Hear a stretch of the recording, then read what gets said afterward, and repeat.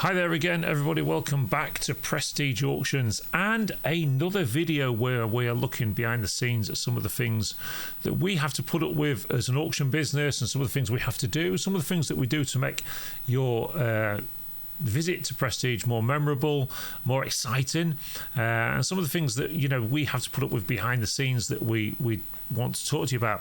And the one I want to touch upon today is quite an interesting one, but we'll come to that in a second, because don't forget, later on at some point during this video we will be giving you the next question in our quiz for while we're away, which will give you a chance to win some money and also some merchandise and things. We're just doing this as a bit of a fun giveaway where you're going to take the first letter of everything that we've done, and each of the titles has got which questions in it and so on and so forth. So that's going to be coming up a little bit later.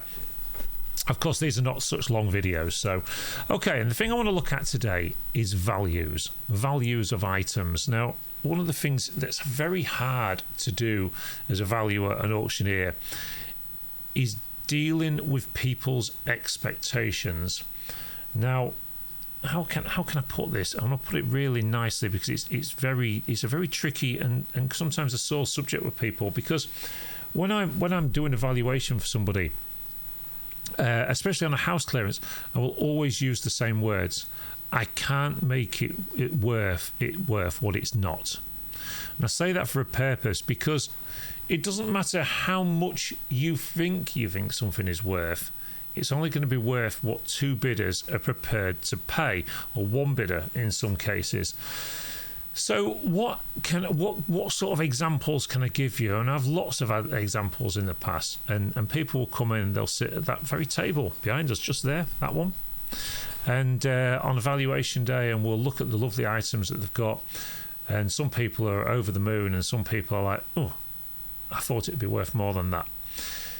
So what you have to ask yourself as a question is if an auctioneer or valuer gives you their opinion, very important to emphasize the word opinion on something, because it's not guaranteed, is when you're looking at that item, if you walk into a room with high expectations, then it's going to be very, very tricky for somebody to talk you down if you are overvaluing it. Why do people overvalue things? Well, often people overvalue things because they've been told something different in the past. Now, you look, for instance, I have a lovely set of scales on top of my computer here. I'll show you on that. And these are by Walker and Hall, and which is a very good silversmith. These are only plated, and I think they're absolutely lovely. I bought them out of one of our auctions a while back.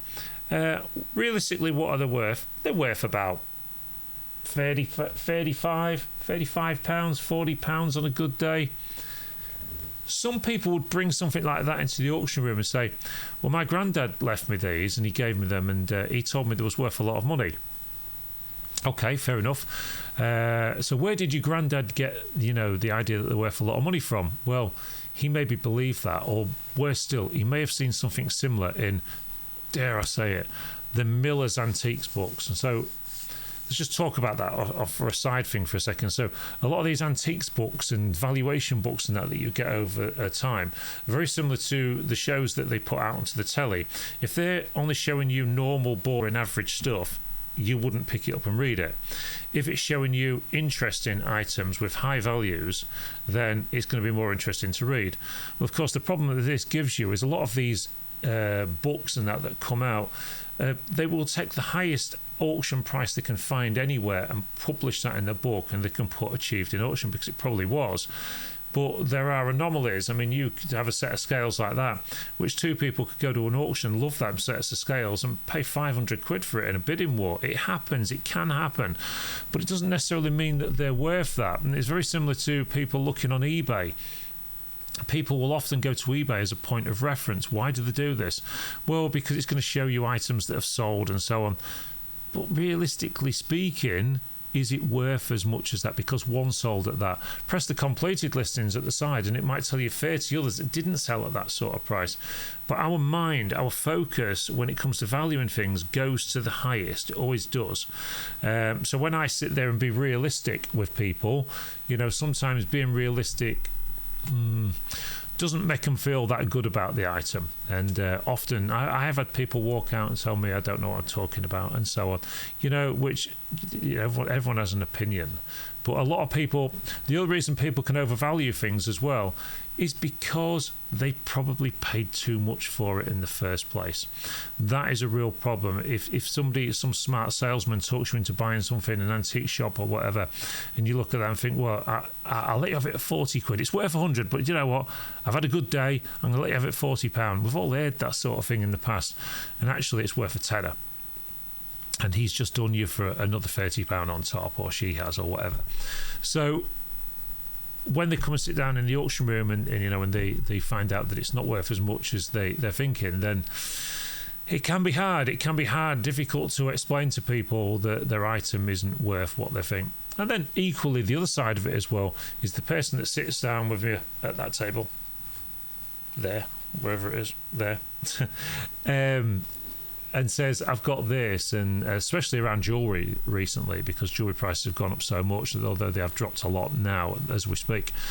They'll sit there with a gold chain or something like that they may be paid 40 quid for back in the day, and all of a sudden it's worth £400, and then that's the oh my god, I didn't know it was worth that much. And then we get it in the auction for them, it makes a few quid, and they're happy and they walk away with it. But trying to talk people down when something has been told to them by their uncle or their granddads are the worst people in the world for it, because they often say, it's usually to young boys, when I'm gone you can have that, it'd be worth a few quid. And it usually be a tobacco tin with a load of old Victorian pennies in, which maybe to a child look like treasure, but actually in the real world they're not worth a great deal, unless of course they're rare coins. So there you go, everybody. That's just my insider of trying to sort out expectation of when things are not worth quite what people think they might be. But of course, it's always worth bringing the things down to the auction room to get them valued on a Friday, because you may just have that one item that is worth a lot of money. So before we go any further, we need to do today's question, don't we? And where are we today? So we're down to that one. So it's that letter there. Okay, so this question is quite easy.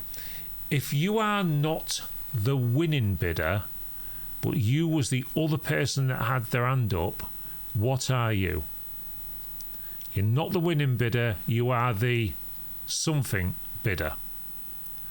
Take the first letter of that answer, mix it up with your others, and you will start being able to see what the anagram is going to say. Thanks ever so much for watching, everybody. Don't forget, it's important to us as a business, and especially for our YouTube page, if you could just leave a comment and hit that thumbs up button, hit the subscribe if you like it, and the notification bell as well. Not everybody understands the notification bell on YouTube, but the notification bell, if you've subscribed to us, every time you've notified, it will let you know when we put a new video out. Thanks ever so much for watching this one, and we'll hopefully see you all very soon at the auction.